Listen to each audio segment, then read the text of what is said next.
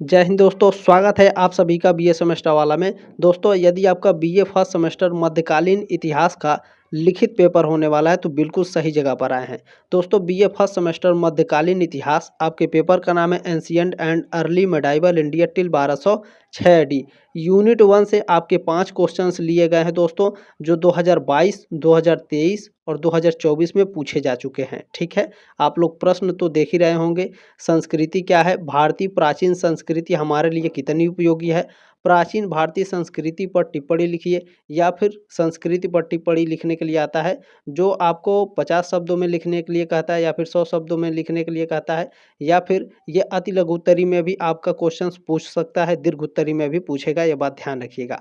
देखिए, लिखित क्वेश्चन लिखित एग्जाम की बात करें तो महात्मा गांधी काशी विद्यापीठ है, राम मनोहर लोहिया अवध विश्वविद्यालय है, महात्मा ज्योतिबा फुले रोहिलखंड यूनिवर्सिटी है, छत्रपति साहू जी महाराज यूनिवर्सिटी है, बीयू झांसी है, लखनऊ यूनिवर्सिटी है दोस्तों, एएमयू है, बीएचयू है, एमएसडीयू है, ठीक है, पीआरएसयू है, और बहुत सारे ऐसे विश्वविद्यालय हैं, जैसे मान लीजिए बीर बहादुर सिंह पूर्वांचल यूनिवर्सिटी है, सिद्धार्थ यूनिवर्सिटी है, ठीक है, और चौधरी चरण सिंह यूनिवर्सिटी है, जेएनयू है, जेएनसीयू है। देखे, यूपी आल यूनिवर्सिटी, ठीक है, उत्तर प्रदेश में जितने भी यूनिवर्सिटी हैं सभी के लिए इम्पोर्टेंट है, जहां आपके लिखित एग्जाम होने वाले हैं। ध्यान रखिएगा, ये मॉडल पेपर है, बहुत ही शानदार है। यूनिट 1 से आपके 5 क्वेश्चंस लिए गए हैं जो दोस्तों 2022, 2023 और 2024 में पूछे जा चुके हैं। ठीक है, तो इस साल गारंटी के साथ ये आएंगे जरूर, ये बात ध्यान रखिएगा। ठीक है, चले स्टार्ट करते हैं आज की क्लास। देखें, पहला प्रश्न है आपका जो 2023 में पूछा गया था कि संस्कृति क्या है। ठीक है, भारतीय प्राचीन संस्कृति हमारे लिए कितनी उपयोगी है,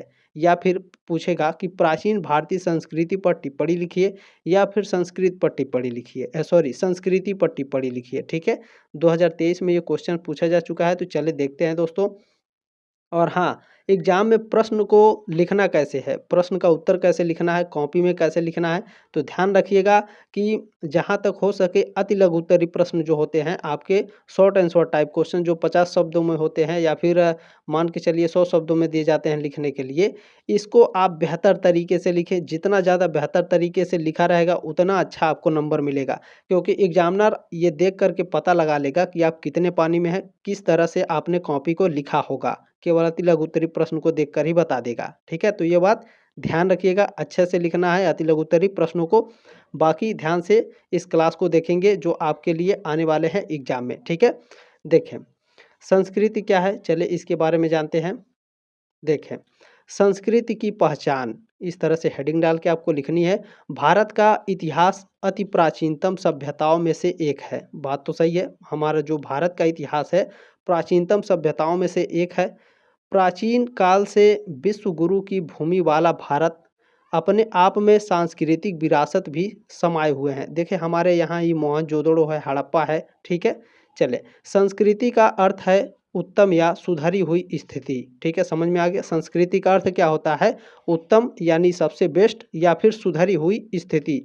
बुद्धि के प्रयोग से अपने चारों ओर की प्रकृति परिस्थिति को निरंतर सुधारता और उन्नत कराता रहता है। ठीक है, ऐसी प्रत्येक जीवन पद्धति, रीति रिवाज, रहन सहन, आचार विचार, जीवन अनुसंधान और आविष्कार से मनुष्य सभ्य बनता है।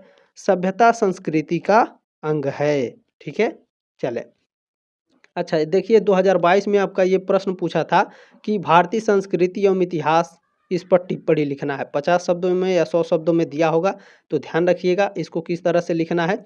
देखिए, भारतीय संस्कृति एवं इतिहास, भारतीय, अच्छा यहाँ पर भी देख लीजिए, मैं आपको क्वेश्चन दिखा दे रहा हूँ। ठीक है, देखिए संस्कृति क्या है इसके बारे में मैंने बता दिया है। अभी देखिए यहाँ पर भी संस्कृति है, इसको भी बताएंगे। ठीक है, और भारतीय प्राचीन संस्कृति हमारे लिए कितनी उपयोगी है, प्राचीन भारतीय संस्कृति पर टिप्पणी लिखिए, तो यहाँ पर आपका दिया हुआ है। ठीक है, चलिए ध्यान से देखेंगे आप सभी लोग। देखिए, भारतीय संस्कृति एवं इतिहास, भारतीय संस्कृति जीवन दर्शन, व्यक्तित्व और सामुदायिक विशेषताओं, भूगोल, ज्ञान विज्ञान के विकास क्रम, विभिन्न समाज जातियों के कारण बहुत सी विशिष्ट रही हैं। ठीक है, यह विभिन्न तथा विभिन्नताओं के बीच काफ़ी सहज एवं स्वाभाविक रहीं। भारतीय संस्कृति सत्यों पर खड़ी है, बिल्कुल राइट है। भारतीय संस्कृति हमारे किस पर है? सत्य, ट्रूथ पर खड़ी है। ठीक है, और इसी कारण वह आज तक गतिशील तथा विकासोन्मुखी है। ठीक है, जैसे मान लीजिए राम मंदिर था, राम मंदिर तोड़ करके वहाँ पर आपका मस्जिद बना दिया गया था। फिर बाद में उस मस्जिद को तोड़कर राम मंदिर बना दिया गया। वहाँ प्रमाण थे, इसीलिए हमें न्याय मिला न्यायपालिका से। ठीक है, देखिए भारतीय संस्कृति का विकास अध्यात्म, धर्म तथा हिंदू दर्शन से जुड़ा होने की वजह से इसमें दृढ़ता है। ठीक है, आगे ऐसे आपको लिखना है, भारतीय संस्कृति के इतिहास पर नज़र दौड़ाएं तो हम पाते हैं कि यह विश्व की प्राचीनतम संस्कृतियों में से एक है। बात सही है। अगर हम अपनी भारतीय संस्कृति पर नज़र डालेंगे, अब सोचेंगे, तो हम पाएंगे, क्या पाएंगे कि विश्व की सबसे प्राचीन संस्कृति हमारी भारतीय संस्कृति बाबू। ठीक है, चलें। विभिन्न पुरातत्व खुदाइयाँ तथा कुछ अन्य पुरातात्विक प्रमाणों से यह सिद्ध हो चुका है कि भारत भूमि आदि मानव की प्राचीनतम कर्म भूमि रहा है। ठीक है, सिंधु सभ्यता के विवरण से देखे, मैंने जिक्र किया था ना, सिंधु सभ्यता, हड़प्पा सभ्यता, ये हमारे ही यहाँ है। ठीक है, जैसे मान लीजिए भारत पाकिस्तान अलग हो गया तो कुछ उधर चले गए, कुछ इधर हैं। ठीक है, सिंधु सभ्यता के विवरण से यह प्रमाणित होता है कि आज 5000 पहले उत्तरी भारत के बहुत बड़े भाग में एक उच्च क्रांति की संस्कृति का विकास हो चुका था। ठीक है, जैसे मोहनजोदड़ो, वहाँ पर नालियाँ बहुत अच्छी बनाई गई थी। मोहनजोदड़ो में स्नानागार बहुत बड़ा मिला है। ये मैंने आपको हिस्ट्री में भी पढ़ाया है। ठीक है, मतलब इतिहास आपको मैंने पढ़ा रहा हूँ, इतिहास इसी में मैंने आपको पढ़ाया है। ठीक है, इसी प्रकार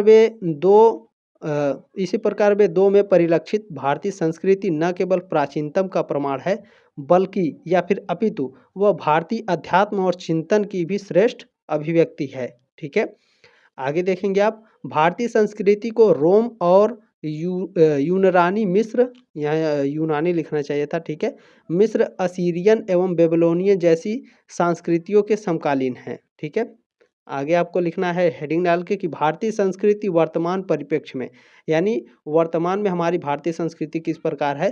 तो भारतीय संस्कृति व्यापकता तथा चरम विस्तार को भी दर्शाता है। हमारी संस्कृति आज भी कहीं न कहीं इसकी पैठ ज्यों का त्यों बनी हुई है। प्राचीन काल की प्रकृति पूजा, जंगल एवं वृक्ष पूजा हमारे संस्कृति के अंग बन गए हैं। चाहे वो वट वृक्ष, पीपल हो, तुलसी हो, या छठ पूजा हो, बैसाखी हो, मकर संक्रांति हो। मकर संक्रांति यानी खिचड़ी, ठीक है, जो 14 जनवरी को आता है। पोंगल है, ओणम है, सरहुल है, जैसे तमाम पारंपरिक पूजा पाठ आज भी हमारे समाज तथा संस्कृति की पहचान बने हुए हैं। देखिए, छठ पूजा आप लोगों ने जल्दी मनाया होगा। ये क्या है, भारतीय संस्कृति की वर्तमान है। ठीक है, ये वर्तमान संस्कृति है हमारी। ये प्राचीन काल में तो पता नहीं बिहार में होता था कि नहीं, ये बिहार से ही उत्तर प्रदेश में आया है। ठीक है, बाकी देश में बहुत जगह आपके छठ पूजा मनाए जाते हैं, खास करके यूपी और बिहार में। देखिए, अगला आपको इस तरह से लिखना, देखिए सभ्यता पर टिप्पणी लिखने के लिए आया था 2024 में। ठीक है, तो मोस्ट इम्पोर्टेंट, देखिए मॉडल पेपर इसीलिए आप लोगों के लिए बनाया जाता है जो एकदम एग्जाम में आने वाले हों। ठीक है, टेलीग्राम ग्रुप ज्वाइन कर लीजिएगा, ये सारे पीडीएफ और नोट्स फ्री में है, आपको एक भी पैसा नहीं देना है। क्या करना है, टेलीग्राम ग्रुप ज्वाइन कर लीजिएगा, क्लास के ठीक नीचे आपको पीडीएफ मिल जाता है। ये सारे पीडीएफ नोट्स जितने भी क्लास में कराता हूँ वो मैं सेंड कर देता हूँ टेलीग्राम ग्रुप में, तो ज्वाइन कर लीजिएगा, सब फ्री में, आपको एक भी पैसा नहीं देना है, फ्री में है, तो इसका आप खूब भरपूर यूज कीजिए। ठीक है, चलें आगे देखेंगे। सभ्यता पर टिप्पणी लिखने के लिए आएगा 50 या फिर 100 शब्दों में, तो ध्यान रखेंगे सभ्यता शब्द का प्रयोग मानव समाज के एक सकारात्मक, प्रगतिशील और समावेशी विकास को इंगित करने के लिए किया जाता है। सभ्य समाज अक्सर उन्नत कृषि, लंबी दूरी के व्यापार, व्यावसायिक विशेषज्ञता और नगरीकरण आदि की उन्नति स्थिति का द्योतक है। ठीक है, इन मूल्यों के अलावा सभ्यता कुछ माध्यमिक तत्वों जैसे विकसित यातायात व्यवस्था, लेखन मापन के मापक, संविदा एवं नुकसानी पर आधारित विधि व्यवस्था, कला के महान शैलियों, स्मारकों के स्थापत्य, गणित, उन्नत धातु कर्म एवं खगोल विद्या आदि की स्थिति से भी परिभाषित होती है।